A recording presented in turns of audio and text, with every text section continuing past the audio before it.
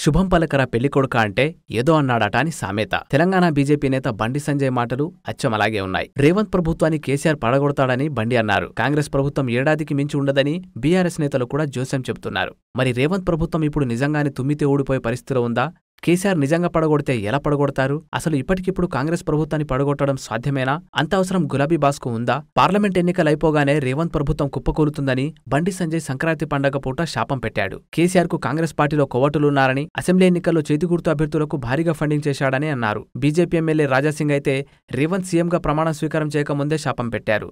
నిజానికి కాంగ్రెస్ ప్రభుత్వం ఇప్పటికిప్పుడు పడిపోయే పరిస్థితిలో లేదు. బెల్లం చుట్టూ ఈగలు మూగినట్టు పార్లమెంట్ ఎన్నికలు దగ్గరలో ఉండడంతో ఇతర పార్టీల నుంచి చేరికలు ఊపందుకునే అవకాశం కూడా ఉంది. నామినేటెడ్ పోస్టుల కోసం వేరే పార్టీల నుంచి వలసలు మొదలు కావచ్చు. 5 ఏళ్లు విపక్షంలో కూర్చోడానికి సిద్ధంగా లేని బీజేపీ బీఆర్ఎస్ నేతలు హస్తం గుప్పిట్లోకి రావచ్చు. అందువల్ల కేసీఆర్ కాంగ్రెస్ ప్రభుత్వాన్ని పడగొట్టే సాహసం చేసే పరిస్థితి కనిపించడం లేదు. ప్రజల తీర్పును గౌరవిస్తామని, కాంగ్రెస్ ఇచ్చిన ఎన్నికల హామీలను మెడలు వంచి అమలు చేస్తామని హరీష్ రావు, కేటీఆర్ అంటున్నారు. విపక్ష పాత్ర పోషించడానికి బీఆర్ఎస్ నేతలు ప్రిపేర్ అయ్యారని మొన్నటి అసెంబ్లీ సమావేశాలు చెబుతున్నాయి. 6 గ్యారెంటీల అమల్లో 2 అమలు చేసినా కాంగ్రెస్ మిగతా వాటిని అమలు చేయడానికి దరఖాస్తులు తీసుకుంది. పార్లమెంట్ ఎన్నికలకు నోటిఫికేషన్ వచ్చేలోపు మరికొన్ని హామీలు అమలయ్యే అవకాశం ఉంది. కొత్త ప్రభుత్వం నిలదొక్కుకోవాలంటే మరింత సమయం అవసరం. అది కూడా ఇంటర్నల్ ఫైటింగ్ కు కేర్ ఆఫ్ అడ్రస్ అయిన కాంగ్రెస్ కు మరింత సమయం పడుతుంది. ఈ పరిస్థితిలో కేసీఆర్ రేవంత్ ప్రభుత్వం జోలికి వెళ్లే అవకాశం లేనట్టే. ఒకవేళ పడగొట్టాలనుకున్నా మ్యాజిక్ ఫిగర్ సాధించాలి. 60 మంది ఎమ్మెల్యేల సంతకాలను గవర్నర్ కు అందించాలి. అసెంబ్లీలో జరిగే బల నిరూపణలో కారుకు జై కొట్టించాలి. బీఆర్ఎస్ కు 39 మంది, దాని మిత్రపక్షం ఎంఐఎం కు 7 ఎమ్మెల్యేలున్నారు. రెండింటి బలం 46.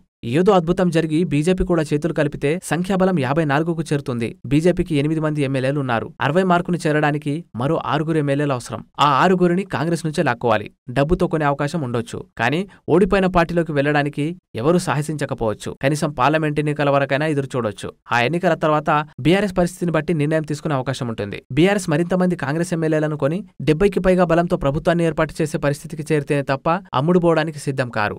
బీఆర్ఎస్ సారథ్యంలో ఏర్పడబోయే పోటాపోటీ మెజారిటీ సర్కారు కూడా తుమ్మితో ఊడిపోయే ముక్కులాగే ఉంటుంది. కేసీఆర్ నిజంగానే అంతకు తలిస్తే ఆలోపు కాంగ్రెస్ కూడా తన ప్రయత్నాలు తాను చేయక మానదు. మిషన్ ఆకర్ష్ కాంగ్రెస్ వైపు నుంచి కూడా సాగితే బీఆర్ఎస్ కు అసలుకే మోసం రావచ్చు. కాంగ్రెస్ అధికారంలో ఉంది కాబట్టి దాని మిషన్ ఆకర్ష్ మరింత గట్టిగా ఉంటుంది. బీఆర్ఎస్ 10 కోట్లు ఇస్తే కాంగ్రెస్ 20 కోట్లు ఇస్తుంది. గులాబీ బాస్ 30 కోట్లు ఇస్తే కాంగ్రెస్ బాసులు 40 కోట్లు కుమ్మరిస్తారు. కేసీఆర్ అన్నిటినీ తెగించి ప్రభుత్వాన్ని పడగొట్టాలంటే ఒలింపిక్ విన్యాసాలు చేయాల్సి ఉంటుంది. ఒకవైపు సొంత ఎమ్మెల్యేలను, మజ్లిస్ ఎమ్మెల్యేలను పట్టుజారిపోకుండా కాపాడుకోవాలి. మరోవైపు బీజేపీ ఎమ్మెల్యేలను బతిమాలుకోవాలి. తమకు అమ్ముడుబోయే కాంగ్రెస్ ఎమ్మెల్యేల కాళ్ల వేలపడాలి.